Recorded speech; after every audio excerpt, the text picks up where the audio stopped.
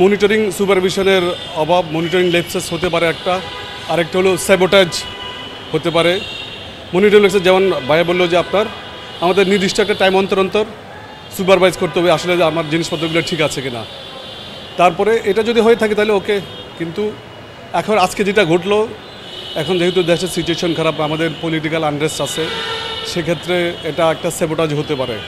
যদি স্যাবোটাজ হয়ে থাকে তাহলে অবশ্যই কর্তৃপক্ষকে খতিয়ে দেখতে হবে এবং কারা এটার সাথে জড়িত এবং এটা বের করে এদেরকে শাস্তির আওতায় আনতে হবে। আর আরেকটা জিনিস, মনিটরিং সুপারভিশনটাকে অনেক অনেক বেশি মাত্রায় বাড়াতে হবে, তাহলে আমি মনে করি যে এই সমস্যা থেকে উত্তরণ করা সম্ভব। যেহেতু জাপানিজদের তৈরি নির্মাণজনিত ত্রুটি সাধারণত থাকার কথা না, কারণ জাপানে প্রচুর ম্যাটেরিয়াল আছে, প্লাস অন্যান্য দেশে আছে, আমাদের পার্শ্ববর্তী যে ইন্ডিয়া পাকিস্তানও আছে, তাদের ম্যাটেরিয়ালে কিন্তু এসব জিনিস ঘটতেছে না। আর ওরা ইন্ডিয়ান যেমন ওরা নিজেরাই তৈরি করে, পাকিস্তান চায়নার সহায়তা তৈরি করছে, আর আমরা জাপানিজদের দ্বারা তৈরি করছি। অতএব এখানে আমার মনে হয় আপনার নির্মাণজনিত ত্রুটি বিচ্যুতি এগুলো থাকার কথা না।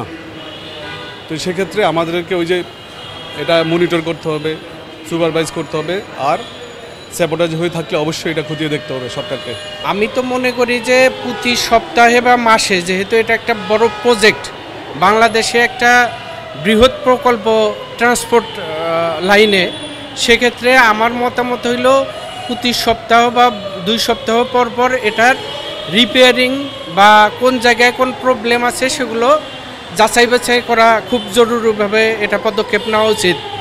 আর যেটা হয়েছে যে এ ধরনের দুর্ঘটনা যাতে ভবিষ্যতে না আসে সেজন্য সরকারকে আমরা আহ্বান জানাবো যে এগুলো দিকে যে কর্তৃপক্ষ আছে তারা যেন খুব নজরদারি খুব সুন্দরভাবে দিতে পারে। না এগুলো মানে আপনার যে তাদের যে প্রতিষ্ঠানের যে মানে কোনো আপনার যে আছে, মানে একটা কি বলে ওই টেকনিক্যাল যে সাইটটা আছে বা ওদের তারা মনিটরিং করতে হবে। আর মনিটরিং করে এরা আসলে কি হচ্ছে, এটা নাশকতা না নর্মালি কোনো সিস্টেমে আমাদের গাফলিতের জন্য হচ্ছে, সেগুলোর দিকে নজর দেওয়া উচিত। ওটা তো ছোট কোনো জিনিস না যে এমনি একটা জিনিস থুই দিচ্ছি ওটা পড়ে গেছে।